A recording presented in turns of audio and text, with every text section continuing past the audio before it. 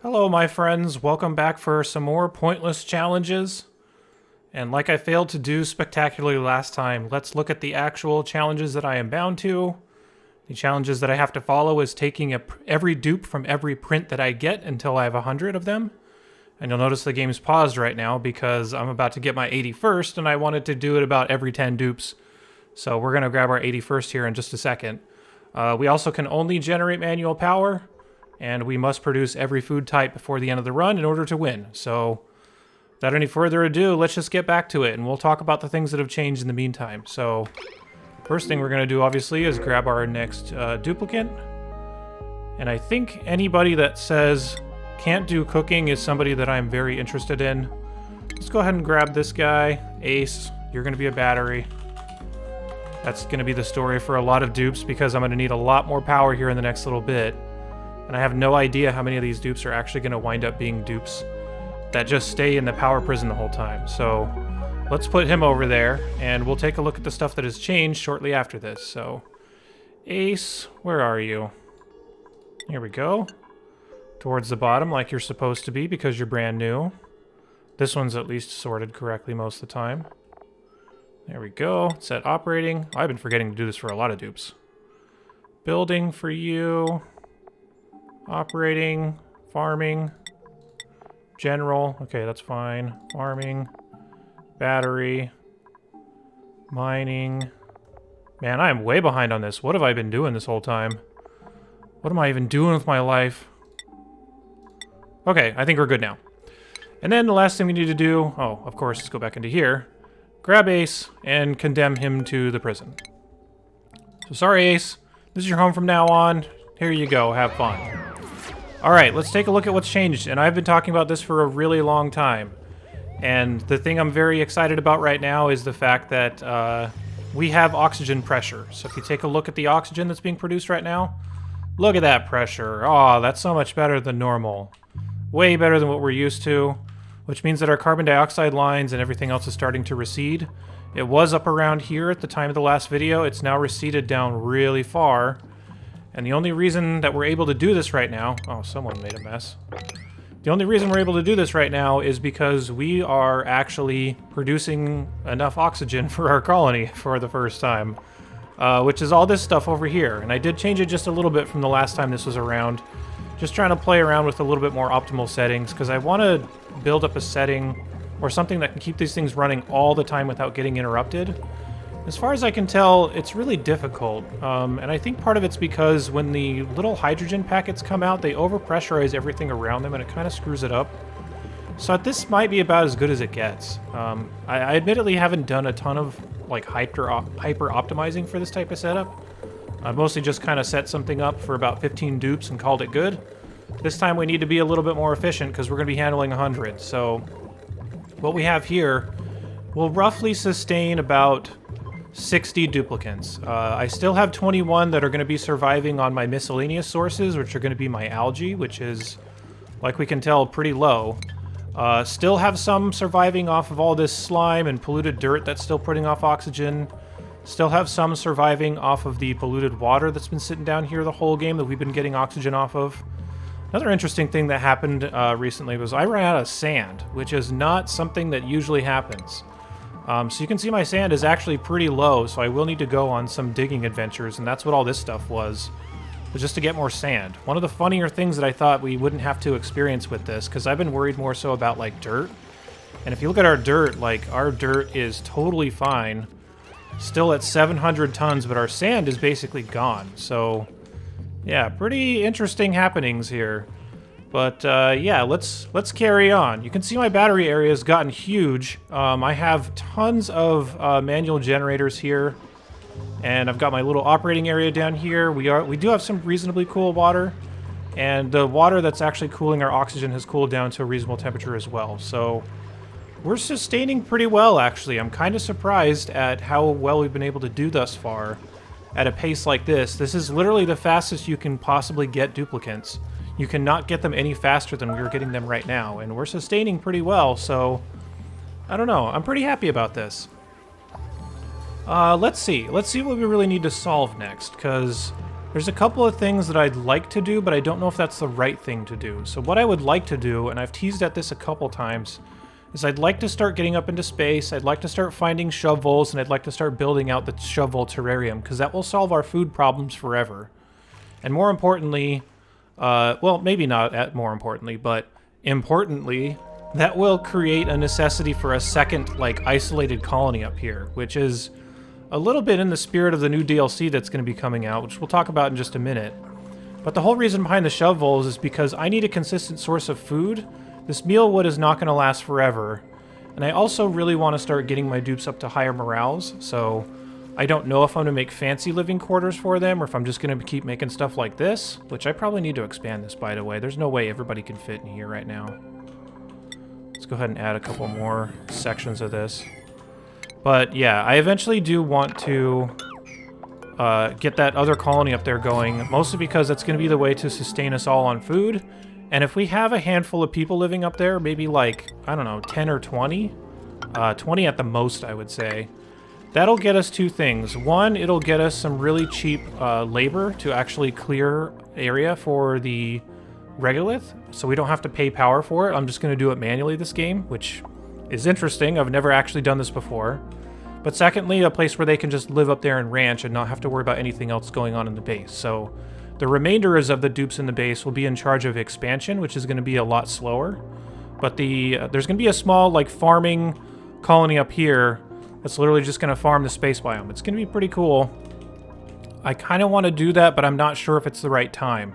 Oh, by the way, I'm going to just answer this now, and this is maybe something that not a lot of people are super into for this build, but I did have a comment left on a video recently that was about getting this setup going, and apparently there was some nuance in there that I didn't cover very well in some of my other videos, so I'm just going to quickly talk about this, this drowning tank. And for those of you that haven't seen it before, here you go. This is how you kind of sustain yourself on mid-game food. This is definitely not what you would do for the whole colony.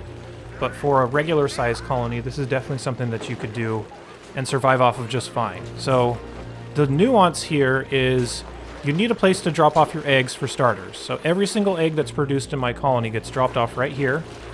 They all will just hatch at normal temperatures. I'm not using these incubators for anything right now. I was using them earlier when I needed to really increase my Draco population, but I don't need them anymore. The deal with this is that they hatch. They'll run around as the smaller versions of themselves for a little while.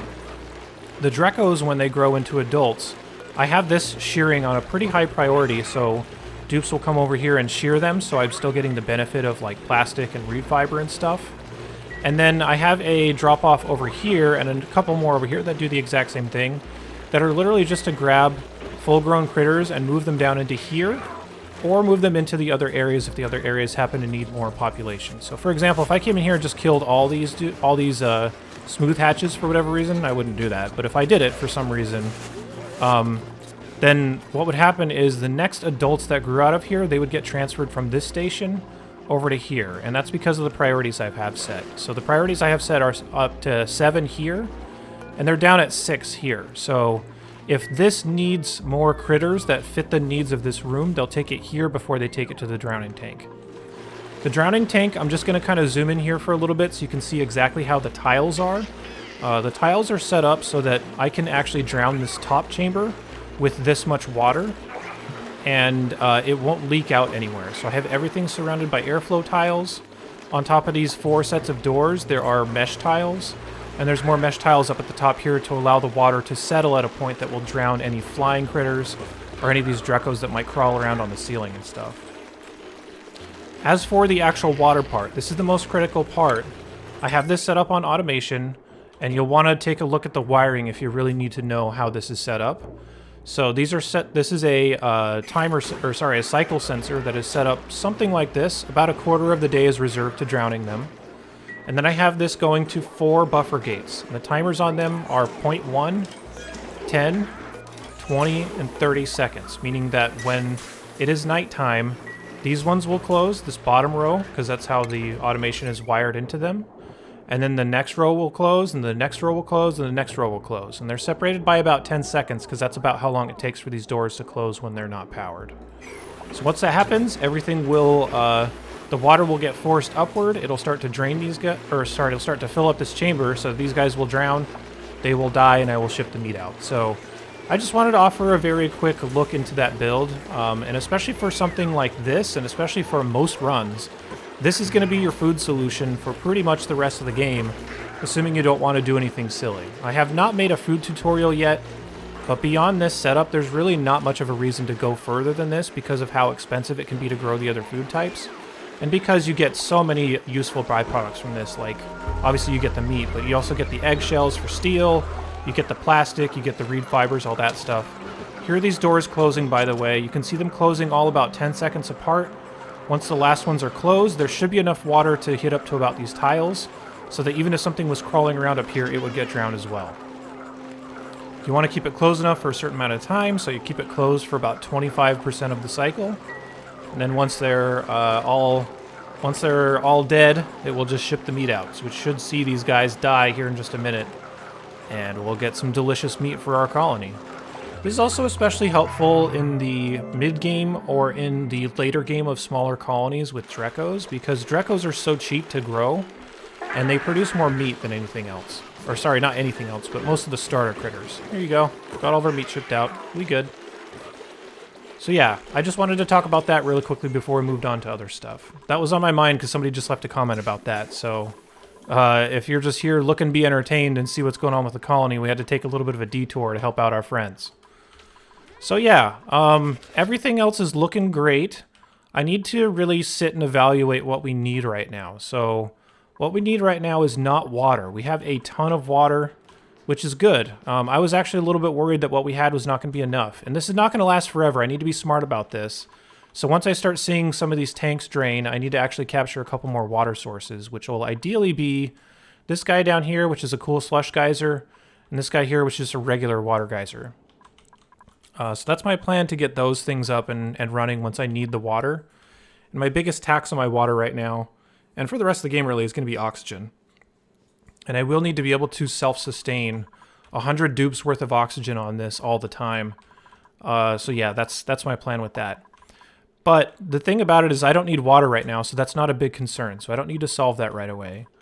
Trying to see what else I really need to solve. I could start on cooking. I don't necessarily need it, but if I'm going to start doing some large-scale shipping, I probably should. But it would only make sense to cook the meat, and that's not my primary food source right now. So I think I'm going to wait until I get the shovels up. Let me see how much steel we have, because it might actually just be time to go up into space, and maybe we can start carving this out in this video. 6 tons, it's not great. It's not terrible, but it's not great. You usually want to get out into space on a normal run once you have about like 10 to 15 tons. And I was producing steel a little while ago. Let me just start this back up. The problem is that, it's not necessarily a problem, but the problem is that when I'm producing steel, I will dump the hot water back into this chamber, which is not great, only because it produces so much heat, but I do need a way to cool it anyway, so I guess this is the best I have. I am still only running on one aqua tuner right now because I just haven't had the power to push it, but now that I have a bunch more batteries, maybe we can. Let me go ahead and turn this on. We'll just watch for some brownouts so we can keep this thing cool. But yeah, shipping up ice here. It's still looking pretty good. I think I have my temperature set to about 50, so once that gets down there, that should stop shipping ice. I also toned this down a little bit. It was shipping a little bit too much, so just trying to dial in how much ice I really need to send up here. Yeah, screw it. Let's go into space. I think it's about time. I'm going to need to start getting up suits, so I need to start planning this out, and this is not something I've actually formally talked about too much in any of my videos so far. Is this a straight line? No, not really. Guess I could send more water down here. That's fine. So what I need to do is I need to start setting up suits, and I need to find a place where I can actually exit my base and start entering space. So, oh, there's a volcano here. I forgot about that. Can't make a straight line anyway. I'm getting trolled. So let's see. For a volcano, which I'm pretty sure this is what this is, I'm just going to do this the lazy way. Oh no, it's some kind of geyser. What is this? Why am I getting this so wrong? Wouldn't this be really useful to me right now? What are you? Oh, it's a leaky oil fissure. Okay, that makes sense. We do need petroleum at some point, but not right now. We'll get it later. We really only need it for rocket fuel, so that's fine. Turn this back off. Whoop, whoop. Alright, so if I'm going to wall this off, which I am, don't need anything fancy for this. I'm just going to do something like that. There we go. And then I do want tubes to eventually take my dupes up here, the transit tubes. I don't have a ton of... Well, maybe I do. No, I don't have a lot of plastic. That's interesting. Why am I not getting that much? Because what should be happening is... Maybe I just haven't had these Dreco areas be filled up for very long. Or maybe I'm just producing too many regular Drecos. Because what should happen... Oh, this isn't happening reliably. See, there's a couple of them that have been sheared. You can see what I talked about, where they'll get sheared, or they should get sheared before they get taken down there. But it looks like they get missed every once in a while. But I might just not be producing a lot. For what it's worth, and for a lot of people that talk to me about this, you can just put the Drecos that you already have in here in a chamber that's like half chlorine and half hydrogen if you want to grow them for the cheapest possible. And then the Drecos that are in there will continually regenerate their scales. I typically don't do that, only because the setups for that are a little bit awkward, and maybe it's just me being lazy, but I've always gotten a good amount of plastic from this setup I would have anyway, so I don't know. It's probably me being lazy, let's just be honest. Alright, so getting set up here.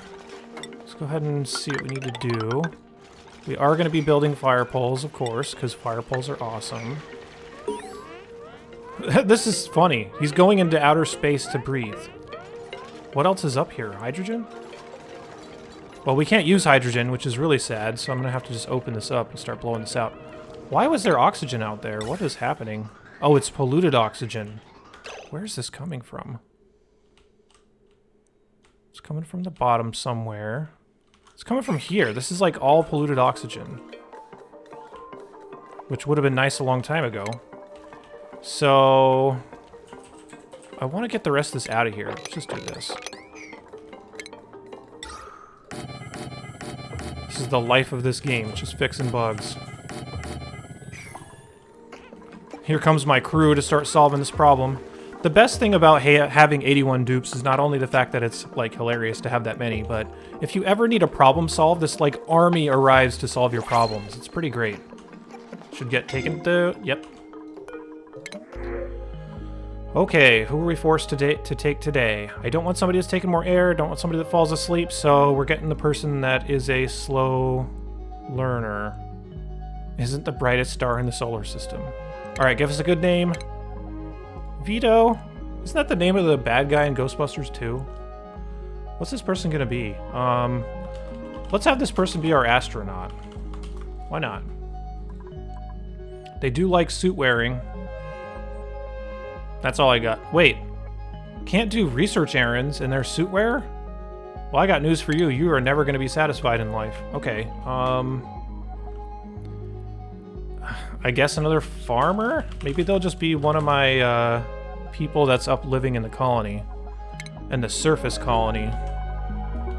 Speaking of which, and I should mention this, the DLC for this game goes into early access on Tuesday. So my plan is to continue this series and to start a new series with the DLC and kind of keep them both going at the same time. I do want to close the thread on this one just to see if we can finish it. But the DLC is something that I'm going to start checking out and start playing. And I'm going to try to just make videos of every run that I do on the DLC. So I'm not going to like study up in advance. I'm not going to do anything fancy like that. So they will literally be more of a let's play style. Like, we're trying to figure out how the game works, we're messing up, we're doing all kinds of dumb stuff, but we're also learning together, so that maybe if you're running colonies at the same time, we can kind of teach each other and have some fun that way, so that'll be pretty cool. Alright, so let's stay on task here. The one thing that makes me a little nervous is I have not seen any shovels kind of poking around here at all. Usually we'll see them, but I have not seen them, and we'll eventually need to capture them and imprison them for our own benefit, which is kind of the name of this game, I guess. But I do need to decide a place where we're actually going to start building the exits, which is just going to be our suits and that kind of stuff, so we'll have to get that figured out here in just a bit. Is this the volcano? Is that why I'm getting these two mixed up, because they're right next to each other? What are you? A chlorine gas vent. Well, that's totally useless. Alright. Yeah, so once I get all this stuff set up, I'll probably just make my exit, like, right here. And this exit's going to be very temporary, because once I close off the colony to either side, there's going to be people that live there and people that never go there. So we are... Oh, there's this... Speaking of which, that just reminds me of this really terrible movie. I think it's called Elysium. There's this movie where, basically, like, there's this, like, elitist people that, like, live in outer space, and there's this guy that's, like, desperately trying to get his daughter there, and the movie just, like, doesn't really make that much sense. It's just like, oh, he needs to get there, and then by the end it's like, oh, he got there. It's like, alright. I think everybody was complaining about everybody's complaining that it was like an Obamacare ad at the time, which was so silly. But yeah, people just finding really weird things to assign to that. I just thought it wasn't a great movie, but that's effectively what we're going to be building here. So we'll just call our surface colony Elysium, just to appease ourselves with a movie that was not super great. And I'm not thinking that's a super hot take, but yeah. Alright, so what we want to do, I'm just going to start plotting this out, even though we're not going to get too far with this in this video. Hopefully it'll be ready to go by the next one, because I now suddenly have this army of duplicants that will do my bidding. But I'm going to set up something like this. I don't know how many suits I'm going to need. I usually only do like 7, but considering we have so many dupes, I might do some more. So we're going to set up something like this. Let me set up a basic water lock. And I know I could do this more efficiently. I just choose to do it this way, so... What of it? Get off my lawn. That kind of stuff. Alright. And then, once we get the water lock set up, we can go ahead and start setting up the stations, which use refined metals. I usually will not use iron for this, but I might... Oh, I don't even have these researched. What am I doing? Alright, well, this is where they're going to be, but we're not ready for them yet, clearly. And then I'll just have to create a ladder that goes up something like this. And once I get up there, I'm just going to start building some shielding. If you guys have seen any of the videos that I've done before on like walkthroughs, you'll know what this looks like. This is also hilariously fast to start building out into space unless you're doing like a speed run or something, so the 82 dupes are definitely speeding up my timeline a little bit compared to where we normally are. I'd say on a normal run, especially considering you want to secure a lot of power before this, probably wouldn't start entering space until maybe cycle like 400 or so. I'd have to look back and see when this happened in my walkthrough videos. And the funny thing is I'm going to go check, and this was about this time anyway, so maybe it's not that different. 82 dupes not actually helping. And I do want to build a ceiling on this, because I don't want stuff to like fall inside this water lock and boil it or something. Alright. Let's take a look at some other parts of our base. Let's make sure our pressure is staying up, and it looks like it mostly. I really need vents to be coming right here. We never finished any bedrooms. I'm such a bad city planner. There's no door there. What am I doing? Somebody's suffocating. Well, don't go out into outer space. Like, solve your problems sustainably, sir. That's exactly what I would expect from someone named Wickerbottom. Alright, let's finish building these beds. We, of course, have a huge night crew because I have them all working on different schedules just to keep things sustainable all around the clock. The good thing is that at least I haven't noticed any brownouts, so we apparently have enough batteries to run 2 aqua tuners, so that's really good. Here they are, hard at work. Their big living quarters. The funny thing is, like, I'm outsourcing more than just power from these guys. I'm outsourcing production as well, so they are trapped in there. There wasn't a mandate to say that these prisoners could only do that one thing, so they are helping in other ways too, so I don't know. I'm happy with this. I might have to expand this, actually. This is getting pretty full. I have literally everyone running on here. I may also need more oxygen production in this area, but in general, I'm going to have to kick that up anyway. I'm also debating where to put my extra oxygen generators. I'm thinking somewhere over here, but this is all oil. And this is all really hot, so I don't really want to mess around with that. Alright. Alright, what the? Who's suffocating now? Oh, it's because someone built this. They should be able to get out.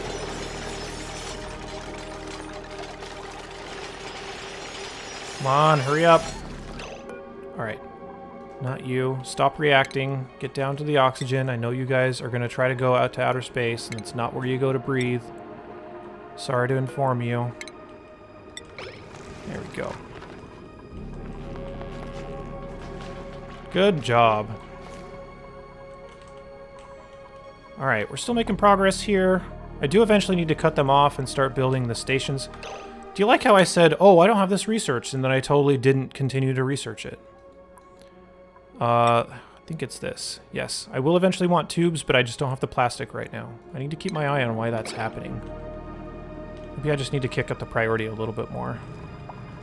Because they should be pretty attracted to making this. Maybe I can only foster glossy Drecos in here from now on, too. Which, I guess there's no reason not to do it right now. They will start pulling the regular Drecos out of here and start drowning them, so... Very humane, I know. Alright, we're getting up into space. Oh, I was talking a little bit about getting more oxygen set up here. And I don't know if I'm going to do it in the same place as I did before. I guess there's not really a reason not to, so maybe I'll just build the extra ones down here. I was considering doing it on this side so I wouldn't have to run pipe so far. Because the pipe that I'm running right now just goes to like every so often. Like I have basically sections that I'm pumping oxygen into. So I want to do the same thing for the other side, but it's kind of a long journey for pipes to go that far. So I don't know, maybe I'll just make some soups and some soups. Yeah, chicken noodle soups. Maybe I'll make some suits and just start digging some of this stuff out too. We need to be careful of this too. Zombie spores. Definitely don't want to mess around with that. Okay, so. Is this really the right thing to be doing, to be going into space right now? Probably not. Let's shift our focus. Let's not do this anymore. Let me cancel these errands so that we don't actually open all this up yet. And we'll get to that. Maybe by the next video, because these dupes work really fast, but I'm probably going to start entering the oil area anyway, or instead.